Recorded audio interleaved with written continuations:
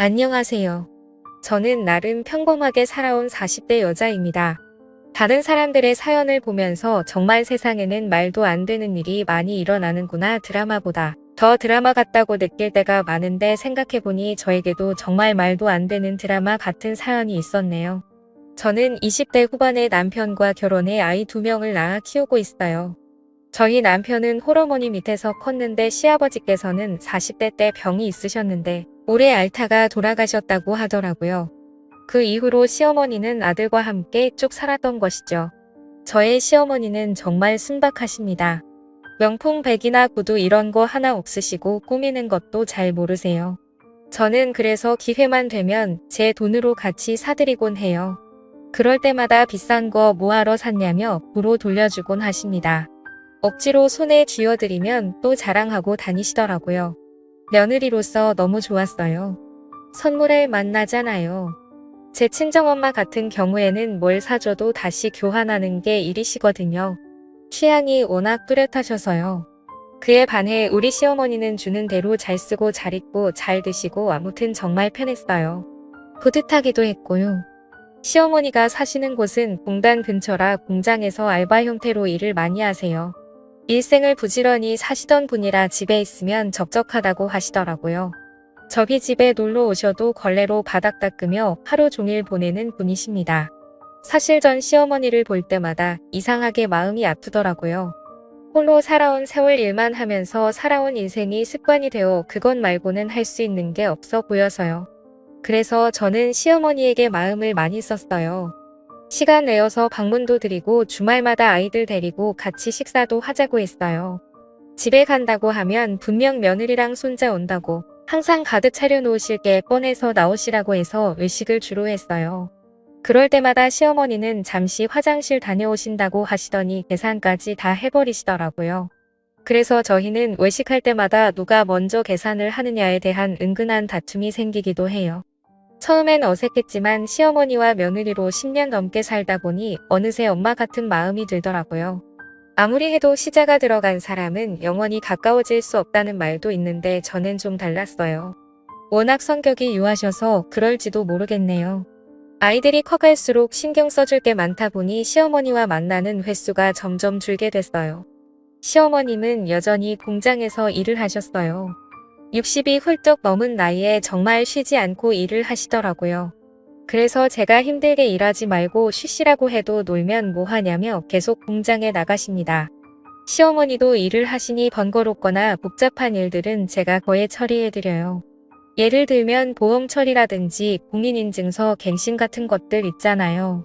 그중에 가기 힘든 은행도 제가 대신 가서 금융 관련 일을 처리해드리곤 합니다. 그날도 아마 시어머니께서 공장에 계셨고, 저는 시어머니가 처리해달라고 한 일이 있어서 인터넷으로 시어머니의 주민등록등본을 프린트했습니다. 프린트한 등본을 무심코 보는데 뭔가 이상하더라고요. 시어머니 이름 밑에 또 하나의 이름이 더 등록이 된 것입니다. 그것도 영어로요. 저는 너무 당황해서 업무 처리가 잘못된 것 같아서 동사무소에 전화를 걸었어요. 동사무소 직원은 잘못될 리 없다며 본인에게 확인해보는 게 빠를 거라고 하더라고요. 저는 이 사실을 남편에게 알리고 남편과 함께 시댁에 가서 어머니가 퇴근할 때까지 기다렸습니다. 시어머니는 퇴근하고 집에 들어오시더니 저희를 보고 무슨 일이냐고 물으시더라고요. 저는 시어머니에게 등본을 보여주며 물었어요. 어머님, 여기 등본을 떴는데 이상해서요. 어머님 이름 밑에 또 이름이 하나 더 있어요. 이거 아는 사람이에요? 아니면 누군가 어머님 명의를 도용한 것일 수도 있으니까 신고부터 해야 돼요. 내버려둬. 내가 직접 한 거야. 네? 뭐라고요? 이 사람이랑 혼인신고를 했단 말씀이세요?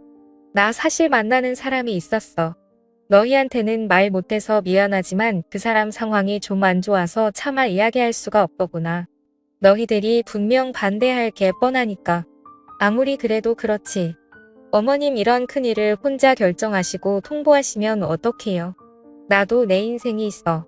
이해해 줄 알았다. 그나저나 이름이 영어로 되어 있는데 혹시 외국인이에요? 몇 살인데요? 시어머니는 한참 동안 말을 못 하시더라고요. 남편은 답답했던지 시어머니에게 소리를 쳤어요. 그러니까 그 사람 외국인이냐고요. 맞아. 파키스탄에서 왔단다.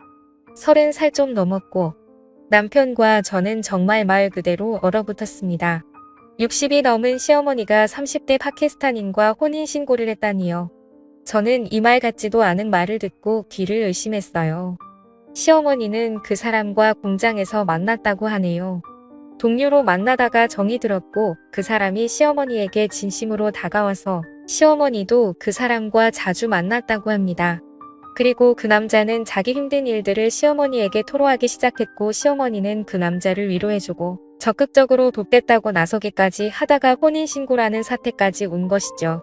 근데 큰 문제는 시어머니는 이것이 사랑이라고 믿고 있다는 것입니다. 어머님 그 사람 어딨어요? 월급도 많이 주는 데로 이직했어. 거기가 어딘데요? 모르겠네. 어머님 그걸 모르시면 어떡해요? 같이 살긴 했어요. 혼인신고 도장만 찍고 그 남자가 도망가 버린 게 아니고요. 어머님 말 좀 해보세요. 이게 얼마나 큰 사건인지 아세요? 내가 알아서 해. 아마 그 사람은 한국 비자 때문에 어머님한테 접근했을 거라고요. 호적에 등록해주니까 신나서 도망가 버린 거고요. 저는 속상한 마음에 시어머니를 다그쳤어요. 하지만 우리 시어머니는 계속 그 남자가 돌아올 거라고 믿고 계셨어요. 정말 답답할 노릇이죠. 어쩜 이렇게 바보 같으신지. 제 남편은 답답해서 밖에 나가서 담배를 피우고 있고 저는 계속 한숨만 쉬고 시어머니는 저희에게 계속 괜찮다고 하시고 총체적 난국의 순간이었습니다. 저는 일단 그 남자를 찾아야 했습니다. 분명 시어머니에 대한 마음은 진심이 아닐 테니 그 혼인신고를 취소부터 해야 했어요. 먼저 SNS를 뒤지면서 나름대로 추적을 해봤어요. 정말 서울에서 김서방 찾기가 이런 거구나 싶었죠. 그리고 시어머니가 살고 있는 동네에 있는 공장의 사장님들을 한 분씩 찾아냈습니다. 직접 발벗고 나서니까 의외로 쉽게 찾아지더라고요. 시어머니에게 혼인신고만 걸어두고 도망간 그 남자는 공단 내의 다른 공장에서 일하고 있더라고요. 그 공장 사장님은 이름을 듣더니 바로 알더라고요. 얼마 전에 이직했고 나이도 30대 다 일치했어요. 저는 사장님에게 이 사람이 제 시어머니에게 저지른 짓을 낱낱이 밝혔습니다. 그런데 사장님이 갸우뚱하더라고요. 그놈이 그럴 리가 없는데. 네? 왜요? 나한테 파키스탄에 있는 아내랑 자식들 사진도 보여줬거든요. 아내랑 자식까지 있어요? 네. 설마 유부남인데 그런 짓을 했겠어요? 잠시만요. 불러올게요. 사장님은 그 남자를 불러오겠다고 했어요. 잠시 후 사장실 문을 열고 그 남자가 들어왔어요. 저희 시어머니의 법적 남편을 대면하게 되었네요. 저는 의사소통을 어떻게 해야 될지 몰랐는데 그 남자 한국말을 유창하게 잘하더라고요. 저는 저희 시어머니의 이름을 댔어요. 그 남자의 표정이 약간 움찔하더라고요. 아내와 애까지 파키스탄에 있다면서요.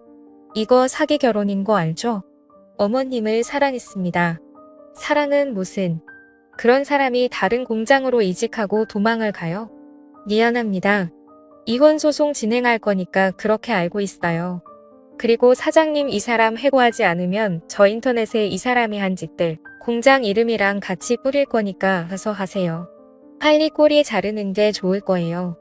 저는 사장님에게 이 남자의 해고를 권유했고 사장님도 사태의 심각성을 눈치챘는지 알겠다고 바로 인사 조치하겠다고 약속하셨어요. 문제는 저희 시어머니였습니다. 시어머니는 갑자기 저를 대구로 부르시더니 저에게 말씀하시더라고요. 이혼 소송 난 안 한다. 네? 그게 무슨 말씀이세요? 그 남자 사기꾼이에요. 어머님 아시잖아요. 사기꾼이고 뭐고 난 모르겠고 그냥 난 이대로 살란다. 뭐 내 인생 달라지는 것도 없잖아. 그냥 이대로 죽으면 그만인걸. 그 남자가 어머님을 이용한 건 화 안 나세요? 저는 너무 화가 나고 괘씸해요. 그 사람 불쌍한 사람이야. 여기서 돈 못 벌면 지 나라에 있는 아내랑 자식들 굶어 죽는단다. 거기서는 월급이 여기보다 훨씬 적고 유부남인 거 아셨어요? 어머님 진짜 알고 혼인신고까지 하신 거예요? 거기는 부인을 4명까지 둘 수 있다고 하더라. 어머님 제정신이세요? 어제 나한테 찾아와서 싹싹 빌더라. 자기 한 번만 살려달라고. 한국 비자 취소되면 갈 곳 없이 그냥 죽어야 된다고 하더라. 그걸 보고 어떻게 이혼 소송을 진행하니? 저는 어머님을 계속 설득했어요. 그 남자의 의도 자체도 불순하고 너무나 의도적으로 접근한 게 맞는데 어머님은 순진하게도 그 남자가 불쌍하다는 이유만으로 그냥 덮어주려고 하시더라고요. 더 이상 제가 관여할 문제가 아닌 것 같기도 하다는 생각이 들더라고요. 어쩌면 시어머님이 원하는 대로 내버려 두는 게 맞을지 고민이 됐습니다. 저걸 시어머니의 사랑이라고 믿어도 되는 건지 이해해드려야 하는 건지 저조차도 헷갈리기 시작했어요. 그런데 파키스탄에서 아무것도 모르고 남편과 아빠를 기다리고 있을 이름 모를 아내와 자식들을 생각하면 또다시 괘씸해지더라고요.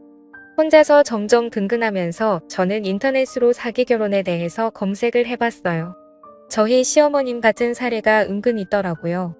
물론 외국인과 결혼해서 잘 사는 부부들이 많지만 시어머님 같은 경우에는 그냥 이용만 당한 것 같았어요. 그런 악질인 사람들이 종종 있다고 합니다. 사람의 진심을 이용하는 사람들은 정말 천벌을 받아야 한다고 생각해요. 그거야말로 잔인한 범죄죠. 하지만 저와 의견이 다른 시어머니 탓에 그렇게 저는 시어머니의 일에 대해 손을 놔버렸습니다. 어느 정도 포기 상태였던 것 같네요. 그저 별일이 없으면 다행이지 무소식이 희소식이지 하면서 지냈어요. 남편도 시어머니를 다신 안 보고 싶다고 외면해 버리더라고요. 그렇게 지내니까 또 시간은 금방 가긴 갔어요. 가끔 시어머니가 어떻게 지내실까 생각은 들었지만 설마 무슨 일이야 있겠어 하는 마음이 컸던 것 같아요. 제가 평소 친구들에게도 오지랖이 넓은 편인데 시어머니에게도 괜한 오지랖을 떨었다 싶기도 했고요. 그러다 시어머니는 저에게 전화를 해오셨습니다. 목소리가 매우 안 좋으셨어요. 저에게 대뜸 마음을 바꾸셨다고 하네요. 이혼 소송을 도와달라고 하더라고요. 들어보니 그 남자가 은근히 생활비를 요구하기 시작했고 가끔 자기 뜻대로 되지 않으면 손찌검을 했다고 합니다. 덜덜 떨리는 목소리로 여태껏 있었던 일을 말씀하시더라고요. 갑자기 얼굴이 차갑게 싹 식어서 날 보는데 살기가 느껴지더라니까. 이건 도저히 아닌 것 같더라. 정말 내가 부끄러워서 말할 것도 없고 미안하다. 못난 시험이라서 내가 너희 말을 들었어야 했는데. 괜찮으세요? 나 좀 도와다오. 응. 저랑 같이 변호사 만나러 가요. 저는 시어머니의 이혼 소송을 도와드렸어요. 살다 살다 시어머니의 이혼 소송까지 도와주게 될 줄은 꿈에도 몰랐네요. 그것도 30대 남성과의 이혼 소송을요. 시어머니는 차마 아들 얼굴은 볼 자신이 없다고 하시더라고요. 저희 가족이 다 같이 모이는 날은 아마도 시간이 좀 더 걸릴 것 같네요. 내심 시어머니가 마음을 다시 다잡으셔서 다행이라고 생각해요. 하마터면 범죄자에게 발목이 잡힐 뻔했으니까요. 법적인 남편이라는 이유로 얼마나 또 이것저것 저희에게 요구를 했겠어요. 시어머니의 유산까지 탐냈을 게 분명해요. 그런 생각만 하면 아주 소름이 끼칩니다. 법정은 결국 저희의 편을 들어주었습니다. 본국에 부인을 두고 결혼한 남자에 대해 결혼 이민 체류자 자격을 인정하지 않고 체류를 정지시키기로 했대요. 결국 그 남자는 꼼짝없이 파키스탄으로 돌아가게 되었지요. 자신의 이득을 위해 사람의 진심을 가지고 장난치면 그 끝이 어떻게 되는지 그 남자가 꼭 알았으면 좋겠네요. 마음 같아서는 그 남자의 아내와 자식들에게도 이 사실을 알리고 싶었지만 연락할 수 있는 방법이 없더라고요. 아쉬울 따름이었습니다. 집에 모셔다 드리는 길에 시어머니를 힐끗 보는데 씁쓸한 표정을 짓고 계시더라고요. 아무래도 나름대로의 추억이 많이 떠올랐나 봅니다. 감히 마음을 헤아릴 수 없어서 아무 말도 건네지 못했네요. 그 이후로 저는 시댁에 자주 놀러 가고 있어요. 제 친구들은 저에게 뭐하러 시어머니를 챙기냐고 하지만 그 일을 겪고 난 후 마음이 외로우실까봐 걱정이 되더라고요. 든 자리는 몰라도 난 자리는 티가 난다고 하잖아요. 못난 놈이었지만 그래도 마음을 주고받았던 사람인데 오죽할까요? 아무쪼록 시어머니가 마음의 회복을 빨리 하셨으면 좋겠어요. 울적한 마음을 털어버리고 다시 예전처럼 가족 다 같이 명절에 만날 수 있는 날이 왔으면 좋겠네요. 그날이 빨리 오기를 바랍니다.